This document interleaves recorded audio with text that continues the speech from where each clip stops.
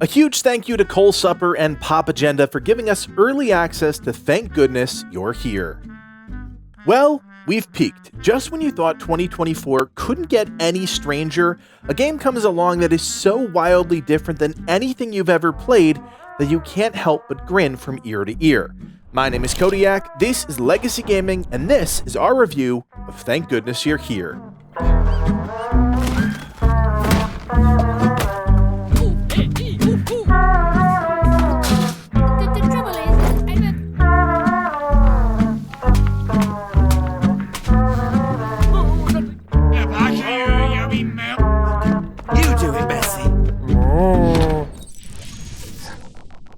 I've played RPGs, action games, city builders, racing games, grand strategy, the list goes on and on, but I have never played a game like Thank Goodness You're Here. Here's the headline. The twisted minds at Cole Supper have created a game so zany and off-kilter that it will easily go down as one of the strangest games of the year and possibly the decade. In the game, you play as a small yellow salesman that ends up in the city of Barnsworth. What was supposed to be a meeting with the mayor turns into an entire day of doing strange odd jobs for strangers as you bide your time waiting for his schedule to clear up. That all sounds innocent enough, right? Wrong, because Barnsworth isn't just a normal English town. It's filled with the weirdest, most bizarre people you can possibly imagine, and that's apparent after just a few minutes. Thank Goodness You're Here doesn't tell you what to do. There is no quest log, map, trackers, or anything of the sort, but the game has a remarkable way of guiding you through the various areas of town and funneling you towards the people that need your help. That sounds simple in theory, but in practice, it's far more impressive as that movement across the various maps is organic. You'll finish a task or turn down an alley and boom, you're in a completely new part of Barnsworth. It's never as simple as just walking from area to area. There's always a clever and unique way that your character will have to navigate the world. Now, at its core, this is one major aspect of Thank Goodness You're Here's gameplay, attempting to navigate the world. And while that's not complicated, you do have to pay attention to the happenings around you. As you finish one task, an NPC will say or allude to something else, and if you're not paying attention, it's very possible you might miss that clue. Ultimately, the game's world design prevents you from getting lost for too long, but it's very possible that you run around just experimenting, trying to figure out what's next. The game's unwillingness to ever truly hold your hand is what makes it more enjoyable, and as you visit and revisit areas of Barnsworth, it's clear that you're leaving a trail of chaos in your wake. That chaos is a testament to how simple the game's controls are. You can walk, jump, and slap. That's it. The latter is of chief importance as that's how you interact with objects and NPCs alike. A swift slap might cause a villager to share a clue about the world, or it might just sow a little more chaos in the world. It's amazing what you can do with a slap, and that action alone will propel you through the short but enjoyable story. I want to be crystal clear. Thank Goodness You're Here is incredibly short, and I clocked just 3 hours from start to finish. But the goal here isn't to blaze through the game. In fact, I would argue that's very much not the point of this game. The enjoyment comes from the overall off-tilt adventure and the discovery that goes alongside that. If you are an achievement hunter, then there are things you can track down, as it's not guaranteed that you're going to hit all of the side jobs within a single run. In my first playthrough, I only managed to complete 20 of the 32 achievements, just a hair over 60%, so clearly I missed a decent bit of content. That leads me to the really core argument for playing this game, the actual gameplay itself. As you explore Barnsworth, you'll find people in need. Of what, you might ask?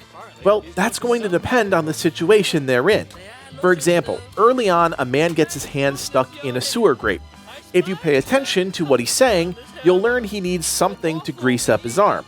In order to do that, you need to head to the butter store, or whatever it's actually called.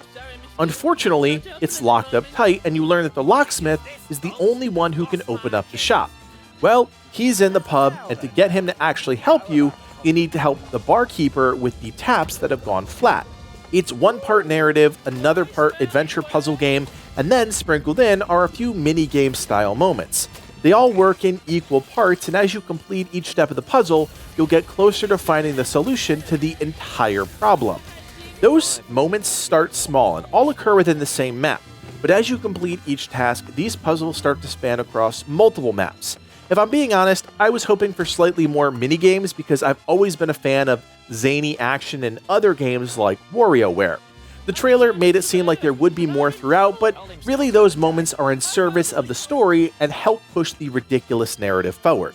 And man, let me just touch on that for a minute, because if you're looking for a story that is absolutely nonsensical, then look no further than Thank Goodness You're Here. You already know the macro story. You're a salesman waiting for the mayor to have an open slot in his schedule, but within Barnsworth are so many micro stories that it's impossible to recount them all. Each villager, whether they be major or minor characters in the world, have something going on in their life, and you'll see all of those play out in real time.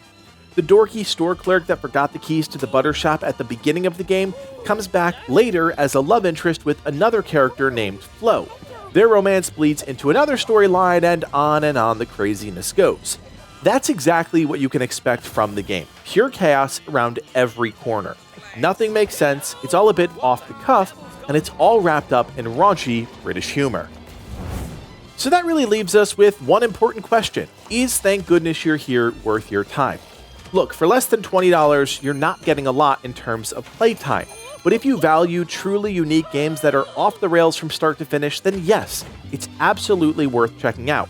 It's not a game you'll play long term. In fact, you'll play it once, maybe twice if you're an achievement hunter, and then never play it again. But that doesn't mean it's not worth your time.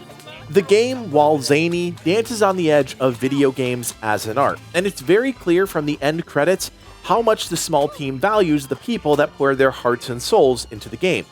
Everything is handcrafted, from the art and visuals to the sounds and voiceovers, and that alone is pretty cool. So, as is the case when we cover indie games we like, I'll end with this. If you want to support developers who are clearly passionate about creating games, and you don't mind a shorter, albeit hilarious adventure across a fake British town, then you'll absolutely love Thank Goodness You're Here. It's one of the most unique games you'll play all year, and quite possibly in your lifetime. So there you have it, our full review of Cole Supper's new indie game, Thank Goodness You're Here. If you appreciate reviews like this that highlight little-known games, then do me a solid, hit that thumbs up, and consider subscribing. We've got a lot of time left in the year, and some huge games still to talk about, so keep it right here, and never miss a thing. My name is Kodiak, and from everyone here at Legacy Gaming, thanks for watching, and play on.